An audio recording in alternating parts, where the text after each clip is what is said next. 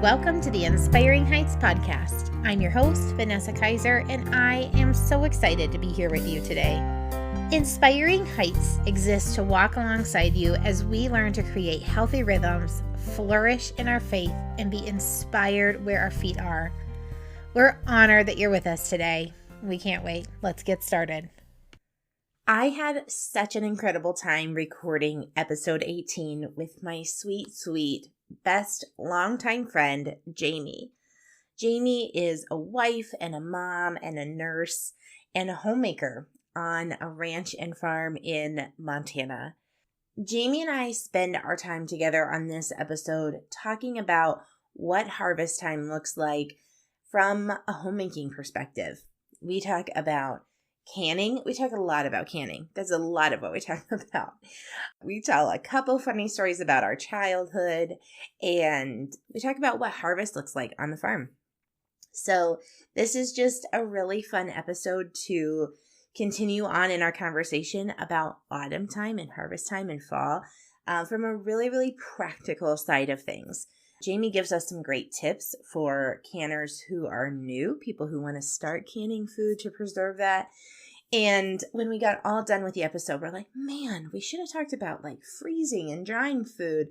So we'll see. Maybe down the road that will be episode 2.0 with Miss Jami. So without further ado, let's get to our conversation. Friend, thank you so much for being here today. I'm really excited that you agreed to be on the Inspiring Heights podcast. Yeah, well, thanks for having me. I'm sure if that was a pause or my cue.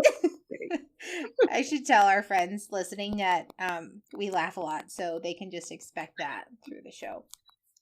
Yeah. So I like to start when I have guests on. I like to start by telling our listeners who you are and how I know you.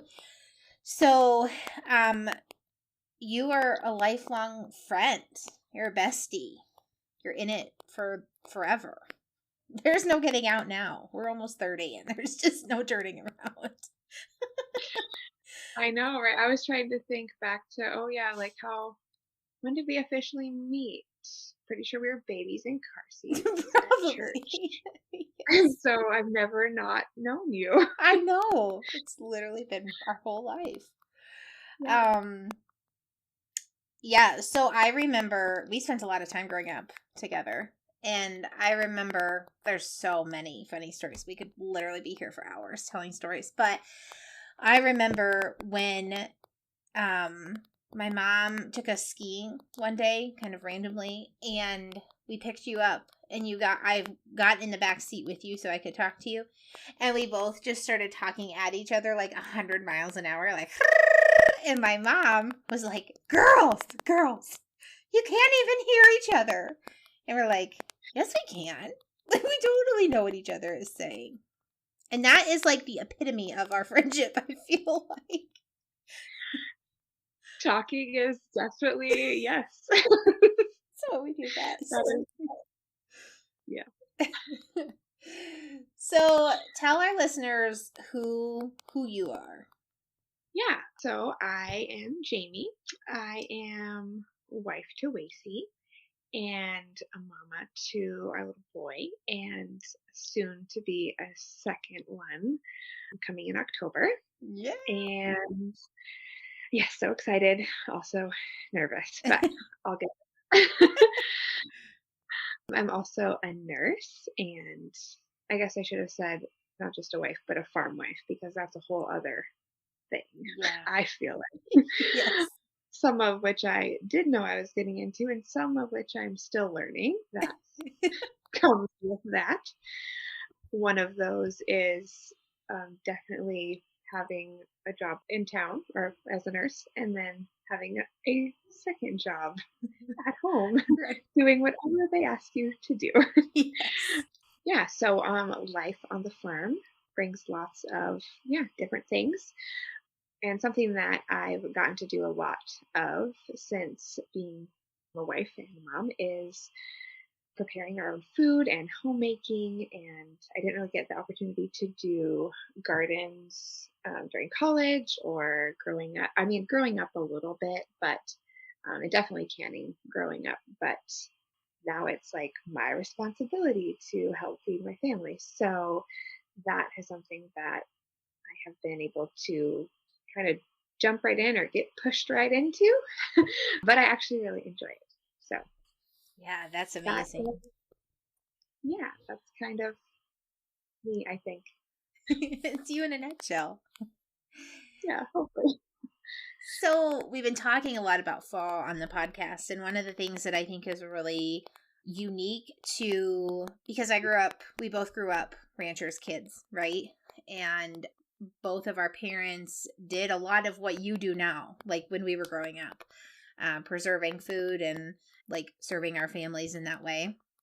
So we both grew up with that. And then, same for me in college, it wasn't something I did, nor was it a priority of mine at all. Like, I was like, like, I never want to garden. I hate gardening, it's the worst.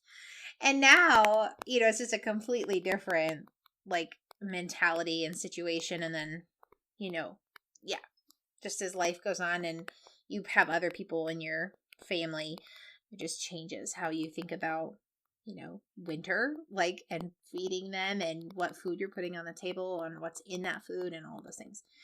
So I think it's awesome that you have this, like, now perspective. Like, you're doing this all the time. You're like serving your family in that way. We've been talking about fall for like a month and a half now on the podcast because it's my favorite thing. So tell us what harvest season looks like on a farm, both from like a farming standpoint, because that's kind of unique. Maybe our listeners don't know, but then also from a like preparing your home for this next season. Yeah. So I'm again new to kind of farming. I mean, I've been in this 5 years, but I still feel like I don't know. I I'm brand new sometimes it seems. Wait, can So I say something? Interrupt you really fast. So there yes. is definitely a difference between farming and ranching. And you and I Oh grew up ranching, not farming. So, yeah. So yeah. if listeners are like, wait, I'm confused, that's why, because it's legit different. Yes. Okay. Yeah. So yeah, like you said, we grew up on ranches. So cows, sheep, well, myself, like my family, cows, sheep. We did haying in the summer to feed that livestock, but and maybe occasionally they would have to plant some new alfalfa, but that yeah, livestock ranching. Yep. Farming is where you're seeding and planting every spring, and then you're harvesting that every fall, and then it just keeps going.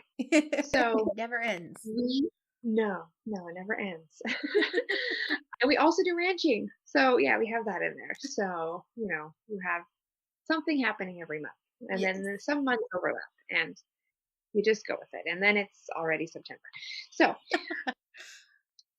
yeah, they start with seeding, like I mentioned, and our like farming operation is not huge. We're not big farmers.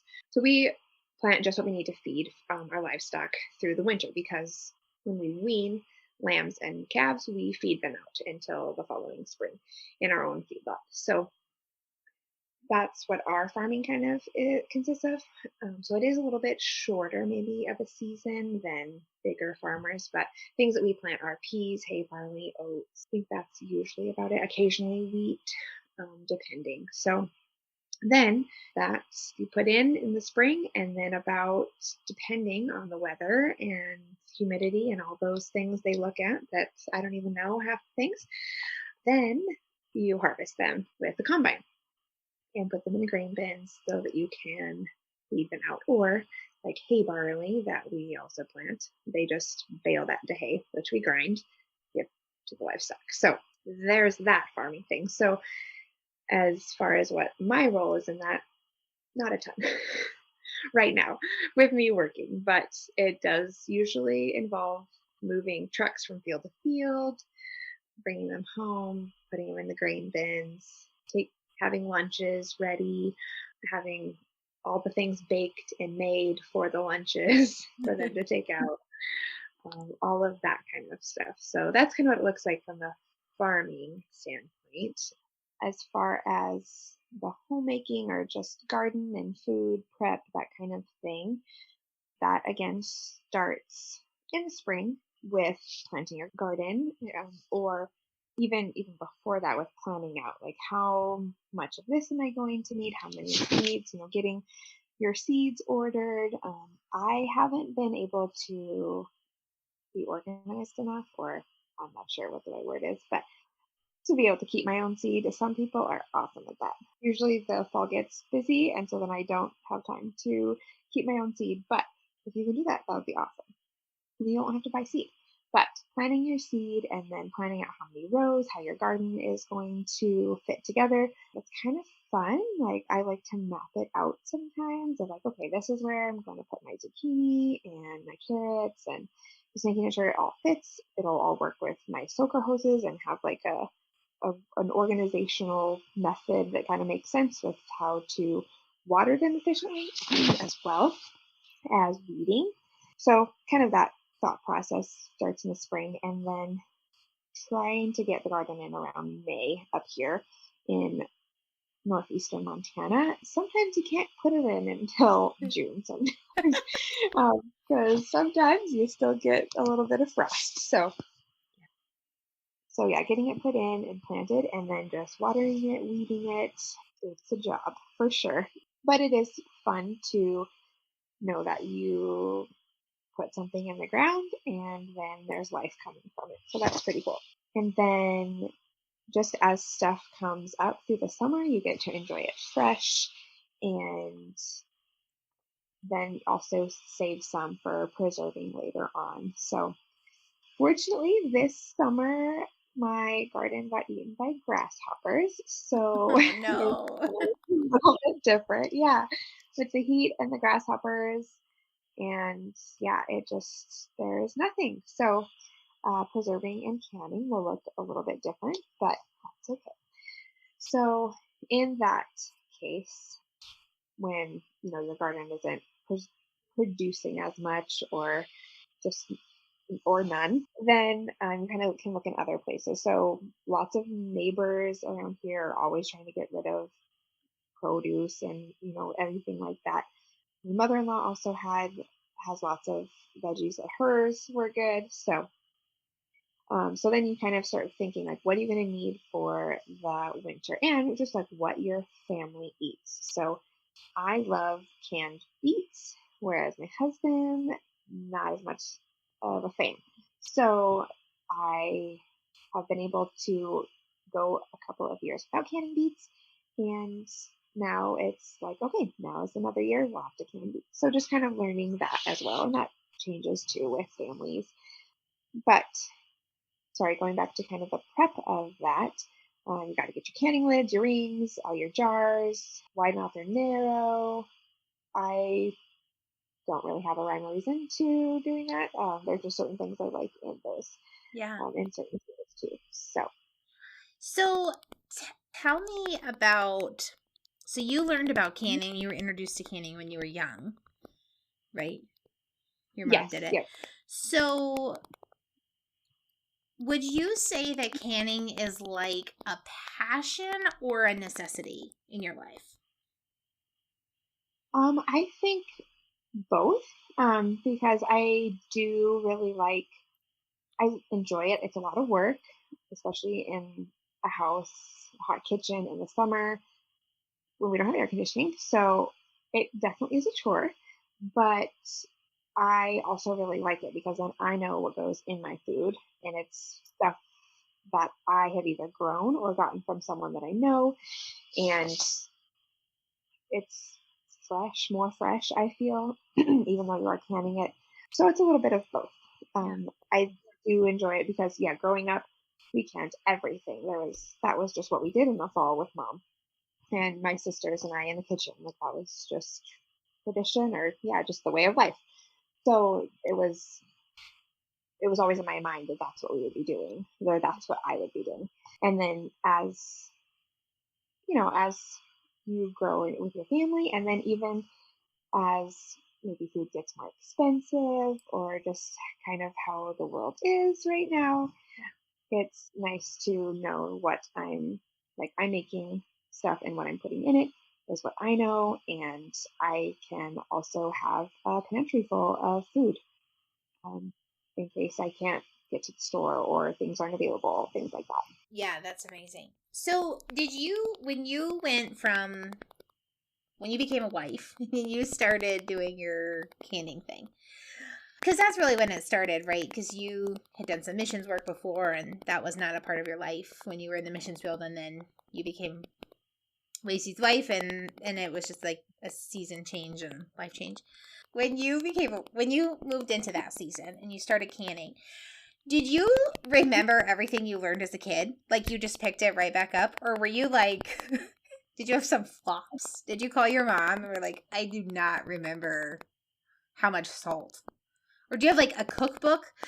Because I ask these questions because I told our friends who subscribed to the newsletter last week, 2 weeks ago, that I've had this whole canning adventure where, like, I also grew up, my mom canned a lot, my grandma canned a lot, and I just kind of swore I would never do that. And also, they pressure canned, and I don't pressure can. And so I had some major flops concerning, like so many jars of pumpkin and apples. And then I learned my lesson and I pivoted. And now I need a cookbook for water bath canning. And so I'm just curious if you just remembered everything your mom ever taught you. And I wouldn't say I remembered everything because it's like, okay, wait, are these things okay to be hot water baths or do they have to be pressure canned to like be able to last for a lot longer?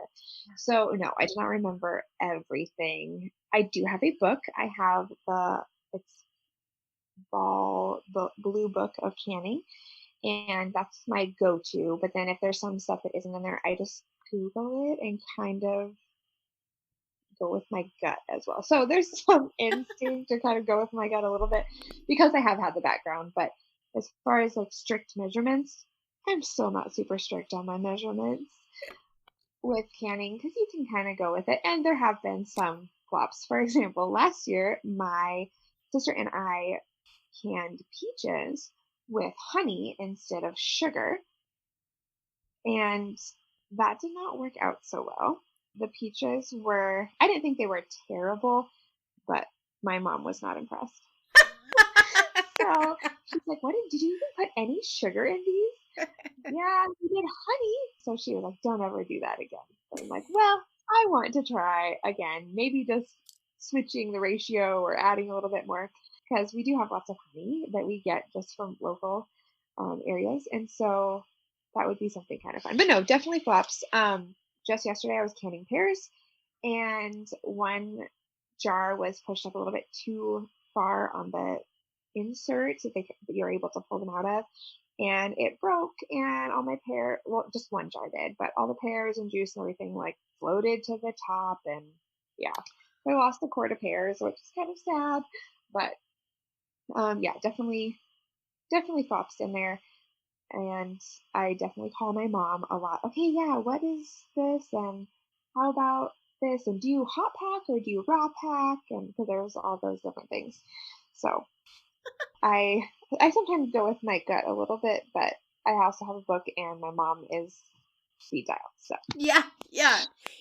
My mom is too. It's legit. So funny. I feel like canning is one of those things where in my mind when I started like on my own, it was like so simplistic. It was like as long as it seals, that's all that matters. But that is not true. Like you can make a can seal by like putting it in the microwave and getting the lid hot under hot water, right? Like that's not true. So then it's like all about like acidity, like the pH balance, and that determines whether you can pressure or water bath. And then like it's just this whole thing because otherwise you do all this work and then it's not actually preserved. right, It's a whole yeah, situation. a lot of those little details that I once tried to can preserve something in the oven. So it was jelly, I think, or maybe applesauce. And someone had told me that, hey, just try this, and you put them, I can't even remember exactly the details, but you had a pan, kind of, I think maybe some water, just a little bit of water, and then you got your jars really hot, put your liquid in really hot, your canning lids and rings are really hot, like coming from boiling water. You just put it all together, put it upside down in the water in a hot oven, and like let it be there for like 5 or 10 minutes or something. And they sealed. Yeah, they sealed. But then it was like, I don't know, a week or two later, maybe a month. I don't remember. And there's like little mold growing in there. I was like, oh, that did not seal. Or I can't remember if it was that, or maybe we opened the applesauce and it was rancid. Or, oh, yeah, yeah. You got to kind of be a little careful with different methods. So I'm sure there maybe are other methods, but the tried and true that I found that works, yes, is hot water baths or pressure canning. Yeah, for sure. So tell us, if we have listeners who are new to canning and are like interested in dabbling in it, what would be your words of wisdom to them as they're getting started? Like, what supplies do they need? What books should they have? Like, anything specifically they should be listening to? Their your mom should be on speed dial. You know, those sorts of things. So, like I said, I use the Ball Book of Can or Blue Book of Canning or Big Blue Book. I can't even remember what it's called. Big. I We'll think link that's it it. in the show notes. Yeah. Perfect. But I don't believe that's the only book. Like I know there's a ton out there. So just get something to be your guide, because I literally I pull it out every single time.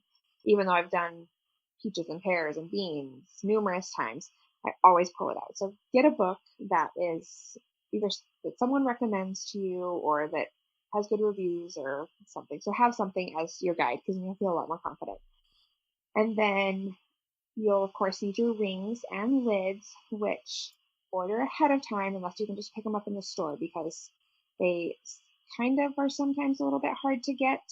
And if you want to not pay an arm and a leg for them, try to order them ahead of time. I am cautious with the brand, maybe a little bit. Her and Ball. I'm trying to think of the other ones that I use, but those are the main brands that I like. Just because I've had good success with them. The ones that are maybe the cheaper-ish or less expensive ones, not sure if they would seal. It would maybe be worth it to try a few things, but I wouldn't just buy hundreds of that brand, that one, and then lose a bunch of food. That would be really sad. So, and then your rings, whether wide mouth or narrow, your jars, quarts, and pints, and even they have the 1 cup ones if you want to do a little jelly. They have really any size. You do want to make sure for anything that you're pressure canning, you want specific like mason jars or ball jars, cur jars. Basically, the jars that have anything written on them with like as a brand, like with the raised glass, because anything that's not is going to break in your pressure canner. Gotcha. Okay. So you're going to need some vinegar, sugar, and then whatever seasoning and spices for anything that you're canning. And I would always say to start small. Don't think, okay, I'm going to get beans and peaches and jelly and pickles done today. And I'm going to do 5 loads of each. Like, no, don't do that. You know me too well. That is like my MO for everything I want to try. I may or may not have said that for you. No, I'm just kidding. It's Just kidding. legit. Legit. I also have to say that to myself sometimes because I get overly ambitious. Like, okay, well, I have these in the canner. I can hot water bath these. And that's usually never a good idea unless you have a bunch of people helping. Pick one thing and plan to do, if you've never canned before, plan to do just one canner load. So figure out how much your canner load holds, whether pints or quarts, and then just maybe try to do maybe 1 or 2, and then you can kind of play around with it, and it's not going to take you forever. You also need either a hot water bath pot, so it has to be high enough or big enough that it's going to hold your pints and quarts and still be able to have room for 2 inches of water over those quarts. And then you're going to want a little extra room in there just so that it's not boiling over the whole time. Or a pressure canner, as well with the locking lid. I don't even know what brand mine is, honestly. I would have to look. But just a good pressure canner with a sealing lid. If you get one secondhand, I would make sure that everything works, like clean your seals. You want to make sure that the steamer, gosh, I don't even know the correct terminology, but where your steam is released, that is still open, that there's nothing clogging that. You can definitely get them secondhand for sure. Just make sure that everything works, because pressure canning can be a little intimidating and a little bit scary. You definitely have to watch it pretty closely, because if not, I mean, the pressure is building up in there and eventually it would have to blow. You're not watching it. Yes. So, and your canning books will tell you how much pressure and for how long you have to do every whatever item you're doing as well. Your canning book should also have, or excuse me, your pressure canner should also have a little manual that says, okay, you need to put 3 quarts of water in this and a tablespoon of vinegar or something to help with water spots. Another thing to remember, which hot water baths, you're going to fill the whole thing up, and pressure canners definitely do not fill the whole thing up with water. It'll take a really long time to pressurize. Again, that would be stuff that would be in the canning book. So, sorry, that was a lot in a little bit. So back to, let's summarize tips. Only pick one thing at a time when you're doing it first, and pick something maybe easier, like, pears, peaches. They have a simple syrup. Jelly actually isn't too terrible. Green beans or beets, those are pretty fairly simple. But just start out small, kind of experiment. And I would also recommend, if you can get some people together, do it together with someone, because it definitely cuts down on the time, and you can, have someone peeling and someone cutting and someone filling. And then it's just fun to do it with someone, because then it doesn't seem as much like work, and you get to have good fellowship and good conversation. And that's, that's kind of what it's really all about too, is you're getting to prepare your food and preserve your food, and then share it with people later on. So you can just start it off with that. That's just a lot more fun, I think, as well. Yeah, that's great advice. So one myth I want to see if you can debunk for us, because I think it's a myth, but I don't know. I actually do know. I do know because this is how it was growing up. But I've heard people say that they're nervous to can on an electric, like, glass stovetop, because it doesn't distribute the heat equally, and so they're worried that it won't like do what it's supposed to do. But my entire childhood, we canned on an electric glass stovetop. Do you have any words of wisdom?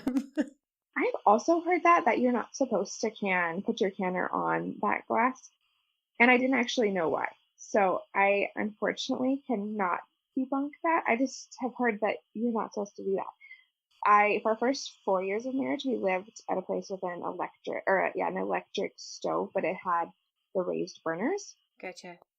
And I know that wasn't as distributed equally, because if the element isn't in just right, then it's maybe not getting to all of the parts of the burner. And so I definitely had issues with that. This summer, or this fall, we're at a different house that's a gas stove. Okay. With just an open flame. Goes a lot quicker, I found. So yeah, that's my answer, not answer. I don't know. That's fair. I definitely water bath canned on an electric glass top stove, but I do not have a pressure canner right now because I'm a little intimidated by them. So.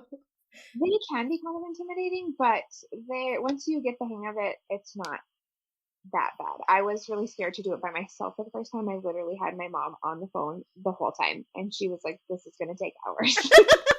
She's like, "Let me settle in." But no, you just have, getting it to the right, knowing like, okay, the steam is coming up and it's coming this fast, so I should put the little stopper on it and then set my timer. So it's just a lot of like watching your time, watching your steam, watching your heat. It is a little bit much, but it's not terrible I think the biggest worry that I had was I'm gonna blow the house up, with myself included. But I haven't done it yet. So That's funny. Yeah, that's legit my fear as well. I'm like, dude, there goes Toodle Bugs, right? Because the house just went up in flames. again, do it with someone that maybe has done it before, or do it in a group, and then you can have some encouragement and confidence building There you with go. other people there, so you're not alone. There you go. There you go. That's funny. Oh, well, thank you. I think it's just fun to talk about these things. I feel like sometimes homemaking is romanticized in our world, and we feel like it's like easy and carefree and like, oh, it's just this like thing. And that's really not true. It's not easy. I feel like you could attest to that for sure. But there is something really like rewarding and special about like caring for your family in this way, serving them through the means of homemaking, whatever that looks like. So what would your encouragement be to people who are really like wanting to go down this path of like homemaking a little bit in like this sort of way, in this sort of maybe what feels like, I don't know, like I'm going to use the word vintage because I feel like I don't know, but like old time, right? Like our grandparents' way of life kind of thing. But they live in the city or in an apartment or like farm life is not their life. What would be your recommendation to them? And anyone can. You don't have to even have grown your own food to be able to can it. So, for example, a couple years ago, my cucumbers failed, and I mean, they didn't fail, they just didn't produce as much as I wanted. And then it's also hard for pickling cucumbers to get them all the same size, because by the time you have 10 that are this size, then your other ones are this size and, huge, 5 times bigger. And so it's hard to do that. So we order organic produce through truck. It's called Azure Standard. You may have heard of it. It comes from farms in Oregon, and it comes just right to the end of our road. And so I ordered a 20-pound box of pickling cucumbers, and they're all the same size. And then I just pickle them right from there. So if you're not able to grow your own food, just find a good source to get it from, whether it's a farmer's market, or someone from church who has a garden or a farm, and then yeah, go for it. You can get all the same supplies, in town, or a city, and just try it out. And storing it is, maybe a space thing, is that it does take up kind of quite a bit of room. But if that's something you want to do, then you can, make that a priority and just order or buy your produce from sources that you trust, and then go for it. Yeah.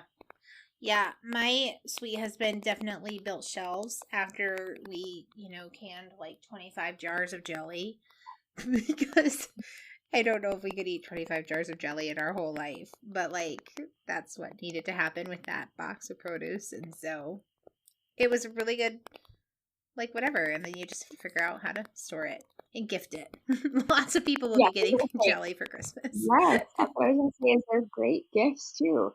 Yeah, jelly, we don't eat a lot of jelly either, but we had an overabundance of raspberries one year, and so I literally still have probably 20 or 30 little 1 cup jars of raspberry jam. So great gifts. Yes, 100%.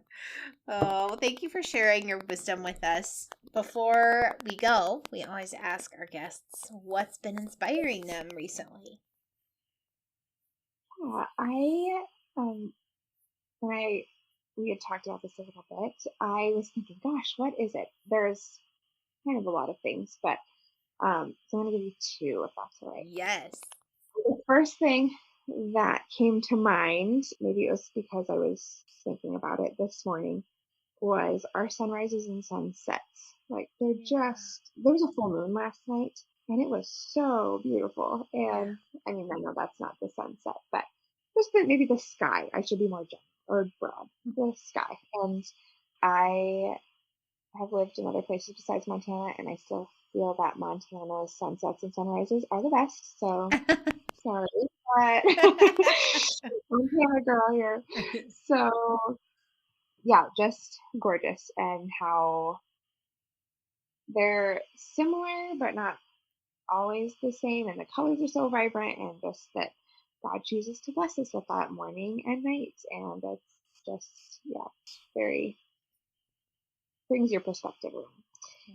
And then the second thing is my son. It's just so fun to be a mom. So and he is kind of learning maybe a little bit. I don't know how much he's caught on that we're going to be having another baby soon, and so it's just cute, his little interactions with myself and my growing belly. So that's pretty fun. That's so cute. Oh, he's going to be a great big brother. To what we're hoping is a sweet, sweet little sister. No one knows. Well, no one knows but God right now. We'll find out soon. I went shopping yesterday with a girlfriend, and there was all these like little girl toys, like Barbies and dolls. And I was like, oh man, like I've had 2 nephews for the longest time. And so now that I have a niece and I'm hoping that you're having a little girl, I'm like, wow, like what is it like to buy little girl things? Like what is cool these days? Like I don't even know. I'm like, will my niece like Barbies? Should I start buying them for her now? She's she's not even a year old. Like when do I get to start doing these things? Yeah. Oh boy. That's fun. Cool. Well, thank you so much for being here. Yeah, thanks for having me. It's always fun to talk to you. You too. Bye for now. As we wrap up our time together, I want to remind you that the Inspiring Heights giveaway is now live. You can sign up for the giveaway in a couple of different ways. First, you go to inspiringheights.org, hover your mouse over the Contact Us link, and select Email Sign Up. This will get you our monthly newsletter, Inspiration for the Moment, which started in July. The other ways that you can get your name in the drawing is by leaving us a review on any platform that you listen to Inspiring Heights and sharing us on your social media. The drawing will take place once the podcast has hit 650 downloads. Friends, thank you so much for being here today. It means the world to us. Hey, you can check us out on Facebook or Instagram at Inspiring Heights. If you haven't already, subscribe to the podcast so that you never miss an episode. And if you're so inclined, go ahead and leave us a review. This helps for new listeners who haven't heard the podcast to kind of get a feel for what the show is like before they even hit play. If you have friends who aren't yet subscribers, share this with them if this is something you think that would be helpful and encouraging to them. Okay, friends, until next time, take a deep breath and be inspired where your feet are. Bye for now.